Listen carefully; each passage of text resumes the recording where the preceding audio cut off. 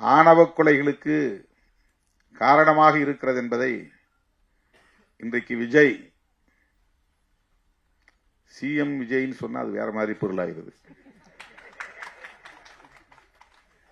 அதனாலதான் கேட்டேன், உங்களுக்கு ஏன் சிஎம் பேர் வந்துச்சுன்னா, செட்டிக்குளம் அவங்க ஊர் பேர் ஏதோ செட்டிநாடு ஏதோ சொன்னாரு. அப்பா பேரு முத்தும் பெருமாள்னாரு.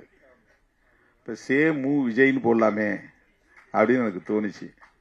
இப்ப சிஎம் விஜய்னா திருமாவளவனே சொல்லிட்டாருங்கிற மாதிரி ஆயிரும்.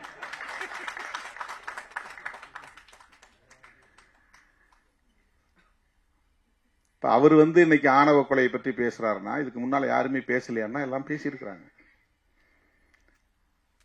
நம்முடைய இயக்குனர் அண்ணன் பாக்கியராஜ் அவர்கள் படங்களில் ஏராளமாக இந்த சாதி பிரச்சனைகள் விவாதிக்கப்பட்டு இருக்கிறது. அவர் படங்களை திருப்பி போட்டு பாருங்க. அவர் கதையில அண்ணா எடுத்த உடனே முருங்கைக்காயினார். அவருக்கு மனசில் நிக்கிறது முருங்கைக்காய் தான்.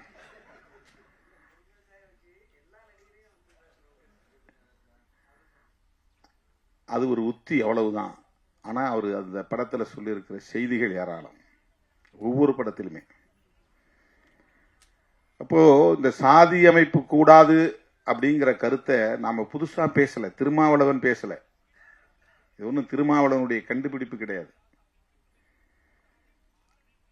சில பேர் அப்படி ஒரு தோற்றத்தை உருவாக்குகிறார்கள். இவன் வந்த பிறகுதான் எல்லாம் ஜீன்ஸ் போடுறாங்க, டிஷர்ட் போடுறாங்க, கூலிங் கிளாஸ் கண்ணாடி போடுறாங்க, பஸ் ஸ்டாண்ட்ல நிக்கிறாங்க, நம்ம பிள்ளைங்களை மயக்கிறாங்க. இதெல்லாம் அரசியலுக்காக பேசுவது.